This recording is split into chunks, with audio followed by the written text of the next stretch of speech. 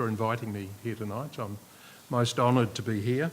I think both are very special organisations, if I can put it that way, in that they are left non-sectarian forums for ideas, and I think that's something which we could all learn from all around the world. So thanks in particular to John for originally reading the manuscript. Thanks also to Michael Yates, who was the editor.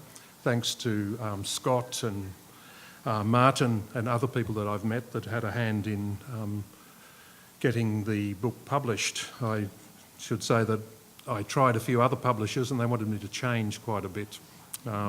Some university presses, they basically wanted me to draw the teeth out of it, and I wasn't prepared to do that. So in the end, my colleague Phil Deary, who's here tonight, he's on sabbatical at New York University, he suggested Monthly Review Press, and thanks Philip for that suggestion. Name escapes me at the moment.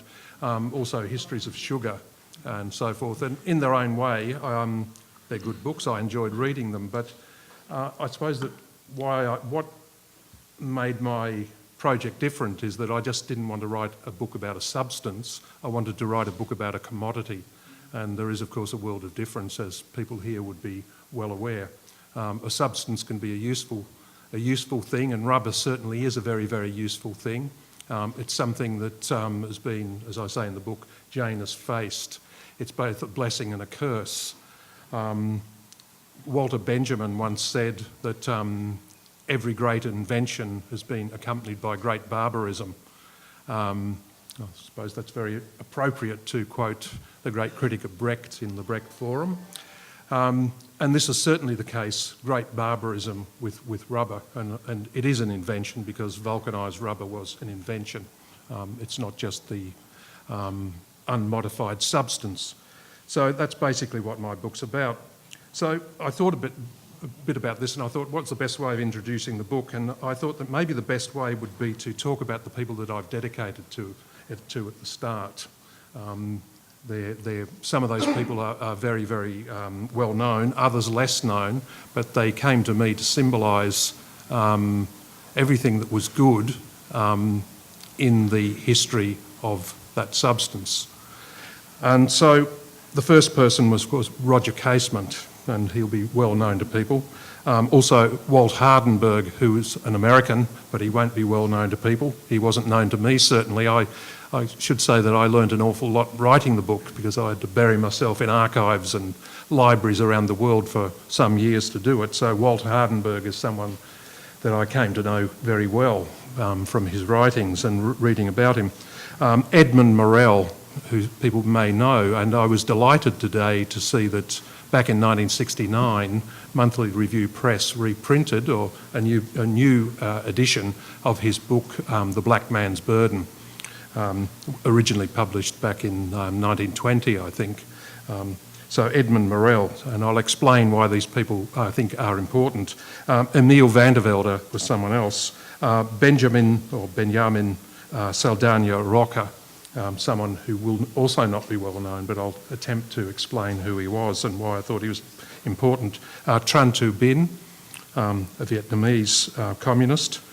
Chico Mendes. So what I said about those people, plus a trade unionist in America called Wilma Tate, and another trade unionist called Steve Miletich, I said I put them in there for making a difference, and each in their own way did make a difference to the world. They made a difference to people's lives in the, I suppose, the struggle sometimes just to maybe to civilise capitalism and imperialism, if that was possible. That's worth thinking about, and at other times for leading workers and other people in mass struggle. I also dedicated it to Primo Levi, who is a great Italian writer, one of the greatest Italian writers, and I dedicated it to him for bearing eloquent witness to some of the most barbaric acts that were ever carried out on this planet. I also dedicated it to Chico Mendes, who people will know. Chico Mendes, of course, was a rubber tapper in Brazil, and he was the leader of the Rubber Tappers Union, and he was also a great ecologist. And then someone that no one would know, and I didn't know about her until I read about her in the Auschwitz archives, a woman called Maria Saglai. So I dedicated it also to her and a baby. So, for reasons that I'll explain why these people were important and why I thought that I should dedicate the books to them. Roger Casement, Hardenberg, Edmund Dean Morel and Emil van der Velde were important in the events that John alluded to earlier. Back in the 1880s, people might know that Leopold II of Belgium decided that Belgium needed colonies. He decided he was going to make his country great, he was going to amass capital, and the way that he was going to do that was by carving out a chunk of Africa.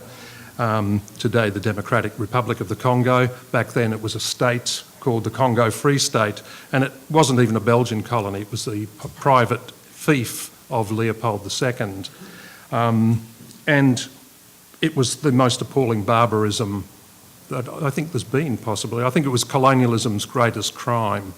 And Edmund Dean Morel was, during that period, a shipping clerk, worked for the Elder Dempster Line, and he noticed that ships were going to the Congo full of munitions, rifles, ammunition and such like, and they were coming back full of rubber and ivory, and nothing else was going there virtually, and nothing else was coming back. So he began to wonder what on earth was happening there. Of course, what was happening is that you had, if not genocide legally, then certainly in every other respect it was genocide. You had the extermination of 10 million people because of the greed of Western capitalism. It was for the greed for a commodity which was essential for the Industrial Revolution. There's not much that you can do in the industrial world without rubber. That time, coincidentally, and well, it wasn't coincidence, of course, was the time of the electric motor. There was the demand for rubber for insulation and a myriad of other products. It was also the dawning of the automobile age. There was a need for rubber for pneumatic tyres, and of course a myriad of other uses for rubber.